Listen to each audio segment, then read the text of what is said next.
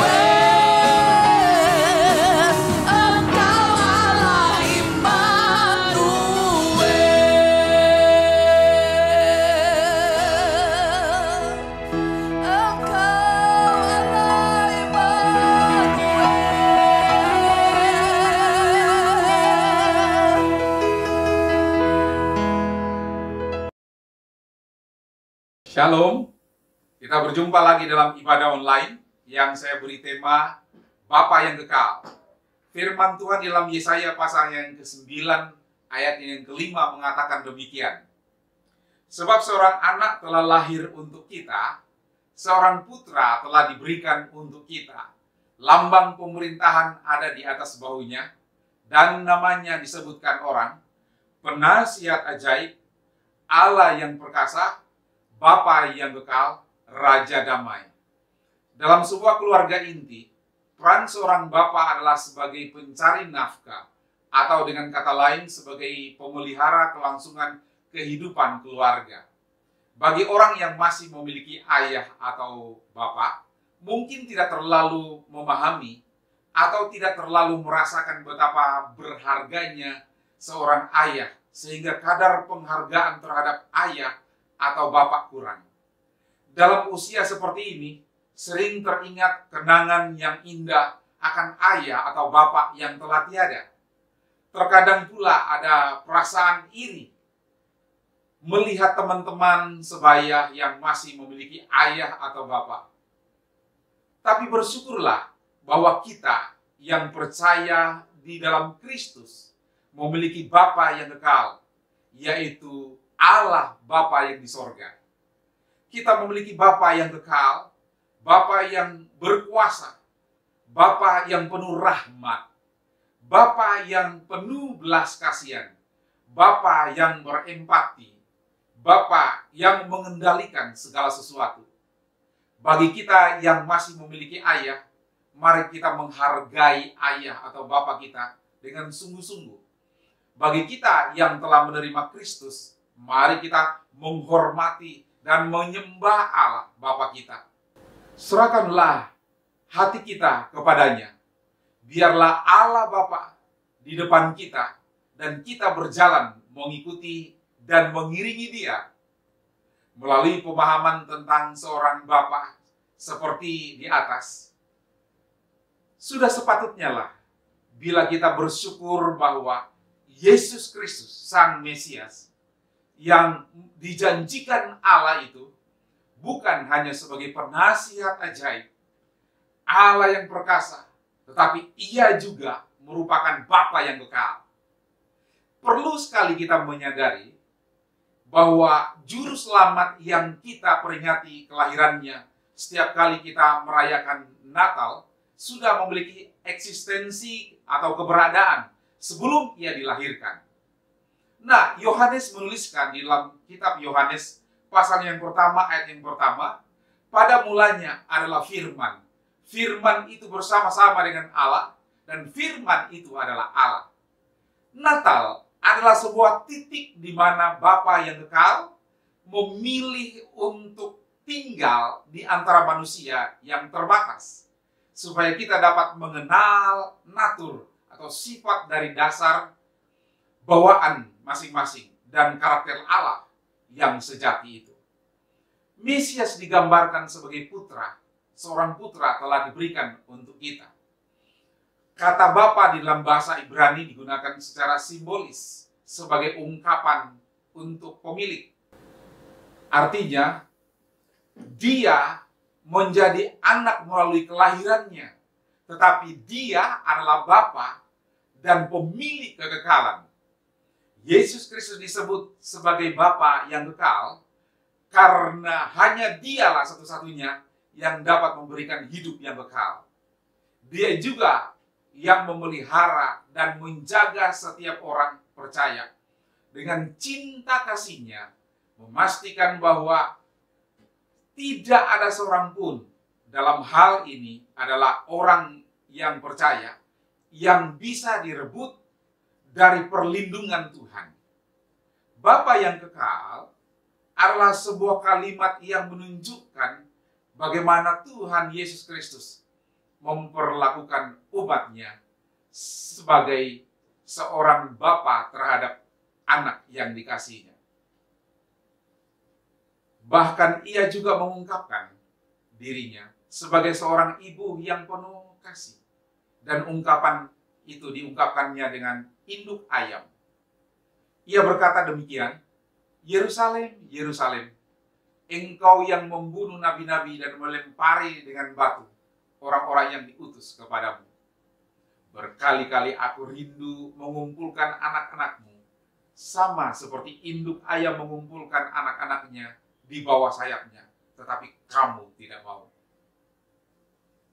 Yesus datang ke dunia ini, mati bagi dosa umat manusia, dan bangkit kembali. Hal ini menunjukkan bahwa Dialah Tuhan atas kehidupan dan kematian. Sifat dari kekekalannya menunjukkan bahwa di tengah dunia yang terus berubah ini, kita perlu menyembah Kristus yang tidak berubah. Waktu tidak dapat membelenggu Yesus karena ia berkuasa atas waktu.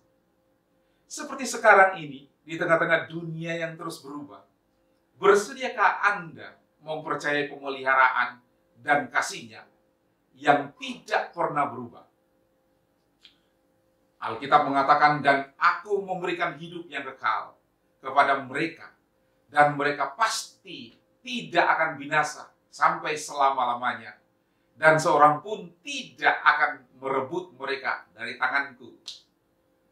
Pertanyaan penting perlu diajukan dalam hal ini.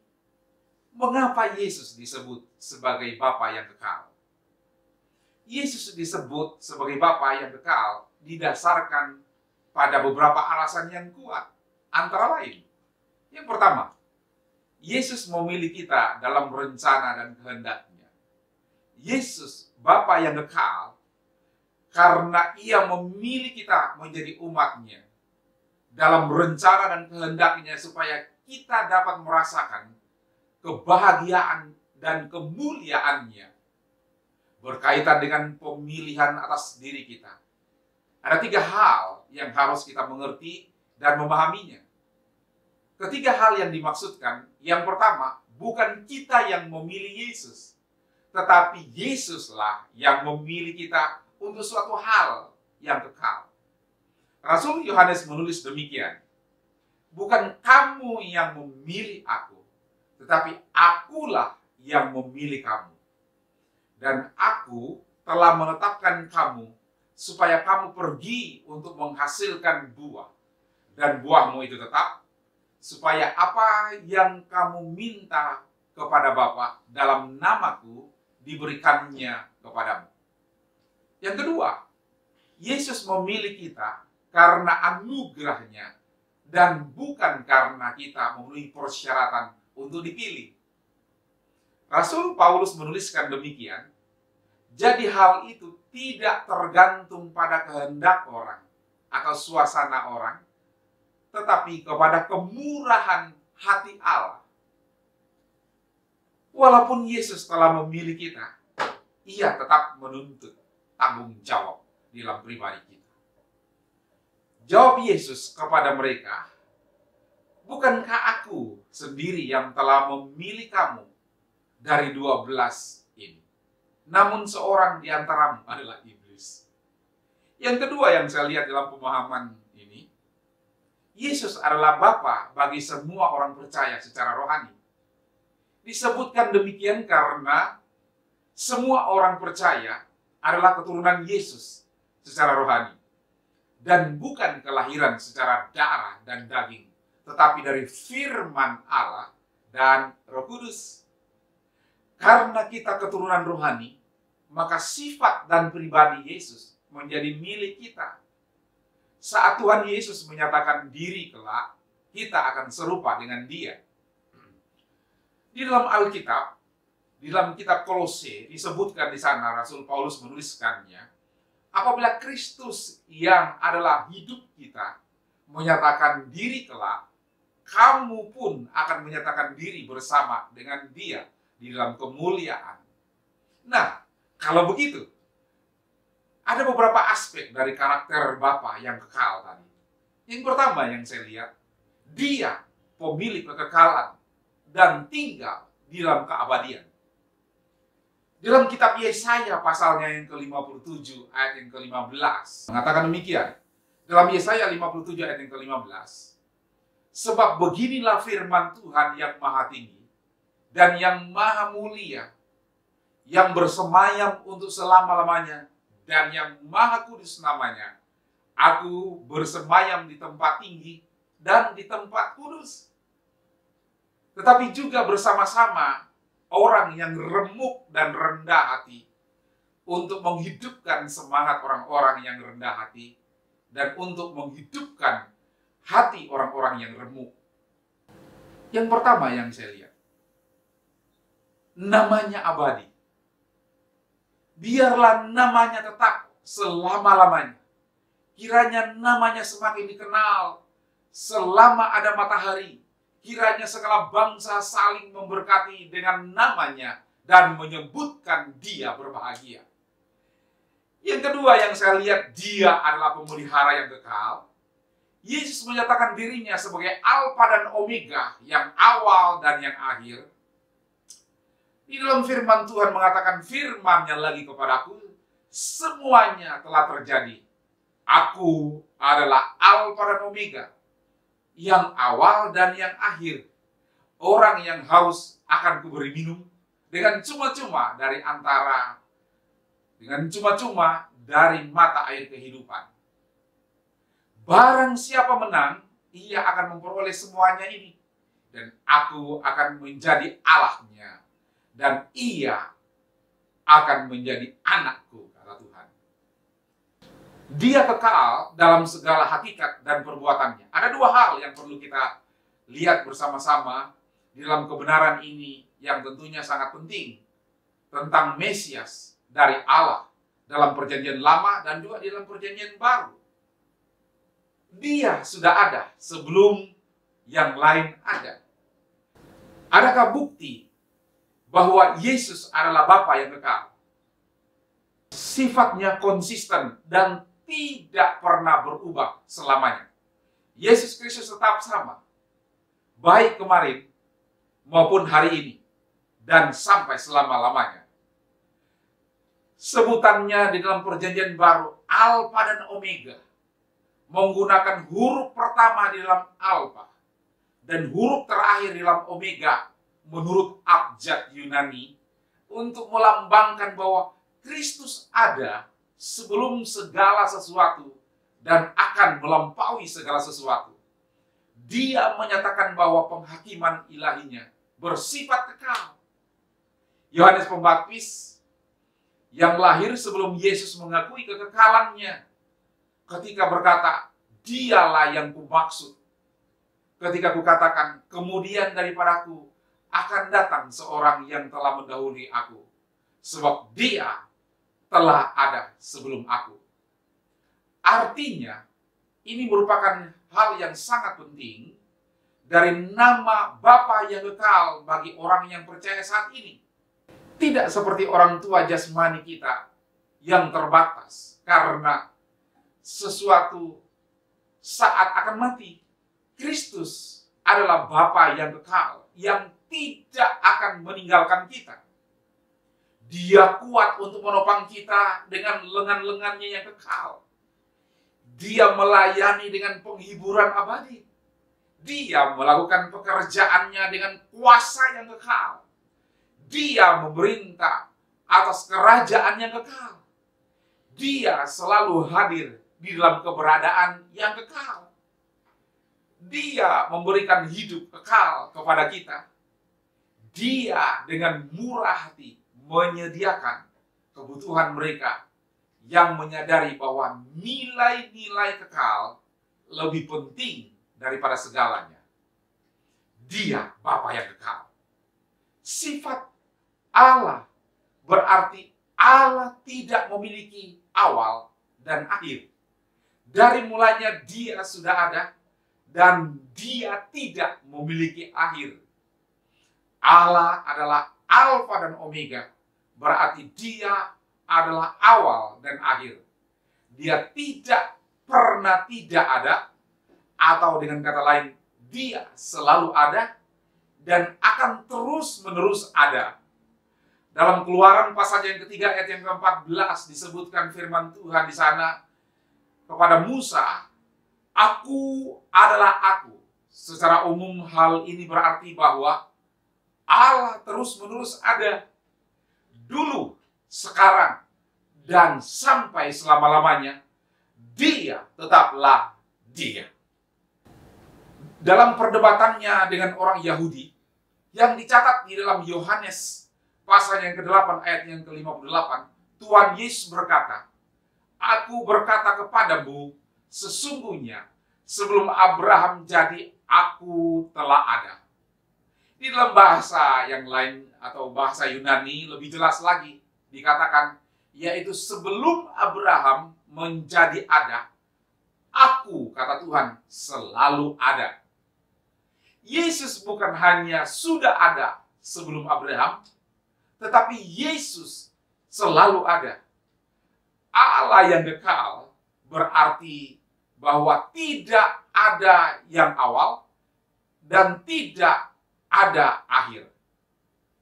Aspek lain dari Allah kekal adalah Dia tidak terikat oleh urutan waktu pada dirinya sendiri. Dalam kitab Mazmur pasalnya yang ke-90 ayat yang keempat, disebutkan di sana, sebab di matamu 1000 tahun sama seperti hari kemarin, apabila berlalu, atau seperti suatu giliran jaga di waktu malam.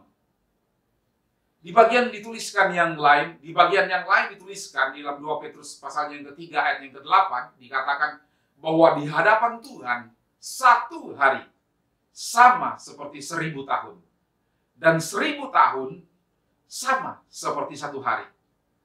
Dengan kata lain, Allah tidak terikat dengan waktu. Waktu memiliki permulaan dan akhir. Namun Allah tidak mengenal permulaan dan akhir, karena Dia sendirilah yang awal dan yang akhir. Berkaitan dengan sifat Allah yang kekal ini, saya ingin menyampaikan dua hal penting yang sering disampaikan atau dikatakan oleh pengikut Kristus.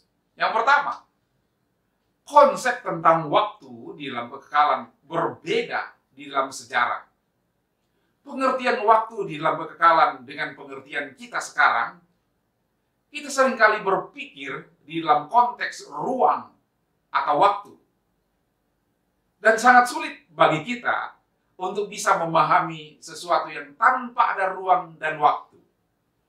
Tetapi kitab Wahyu mengatakan bahwa di surga tidak ada matahari, tidak ada bulan, tidak ada siang, dan tidak ada malam. Yang di sana waktu akan terus ada, tetapi bukan waktu seperti yang biasa kita pahami. Meskipun di surga tidak ada matahari dan bulan, tidak ada siang dan malam, tetapi kita bisa memahami bahwa di surga ada waktu dalam pemahaman sebagai berikut. Dalam kitab Wahyu dituliskan bahwa di surga para malaikat akan memuji Tuhan. Jika ada puji-pujian, berarti ada ketukan atau irama. Semisalkan irama 3/4, 4/4, dan lain sebagainya. Juga dituliskan bahwa para tua-tua yang memuji Allah, lalu mereka tersungkur. Hal ini menunjukkan adanya beberapa rangkaian suatu peristiwa, dan ini selalu terjadi dalam kronologis urutan waktu. Namun yang harus kita pahami, waktu di dalam kekekalan itu berbeda dengan waktu yang ada di dunia ini. Beberapa orang lebih suka mengatakan bahwa kekekalan itu ketidakberwaktuan. Konsep ketidakberwaktuan ini sulit untuk manusia. Sehingga Allah seringkali memakai kata selama-lamanya. Seolah-olah mengandung urutan waktu yang tidak pernah putus. Tetapi itu mungkin bahasa untuk kita yang tinggal di dalam masa sekarang ini. Kekekalan lebih tepat kita pahami sebagai ketidakwaktuan. Yang kedua yang saya lihat, walaupun Allah tidak terikat oleh waktu, namun Allah bekerja di dalam waktu. Allah kita adalah Allah yang historis, bukan Allah yang abstrak atau teoritis. Bukan juga Allah yang jauh di sana dan tidak tersentuhkan dengan manusia. Allah kita adalah Allah yang berkarya secara nyata di dalam sejarah. Karena itu Allah bekerja di dalam waktu. Di dalam kitab Galatia pasalnya yang keempat, ayat yang keempat dan ayat yang kelima, tetapi setelah genap waktunya, maka Allah mengutus anaknya. Dikatakan setelah genap waktunya, karena Allah bekerja, merencanakan segala sesuatu, dan dia mengerjakannya di dalam waktu.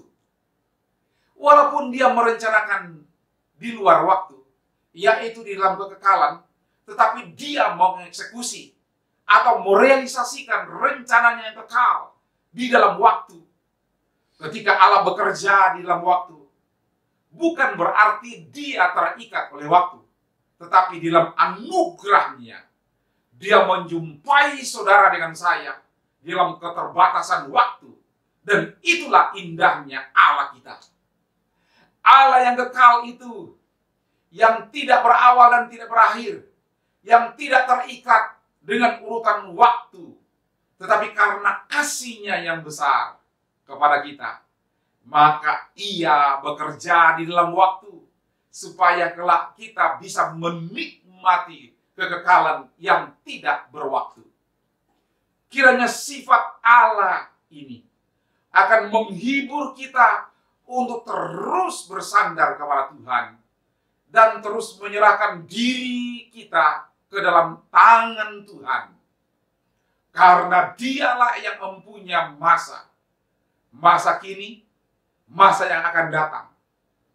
Kesimpulan saya melalui firman Tuhan ini, mari kita hidup berdasarkan karena percaya kepada Allah, percaya kepada Tuhan, mengasihi Tuhan, yaitu Bapa yang kekal. Mari kita berdoa. Tuhan, kami datang kepadamu pada malam hari ini. Kami bersyukur dan berterima kasih di dalam anugerah-Mu. Hamba-Mu menyerahkan seluruh mereka yang dimanapun mereka berada pada hari ini.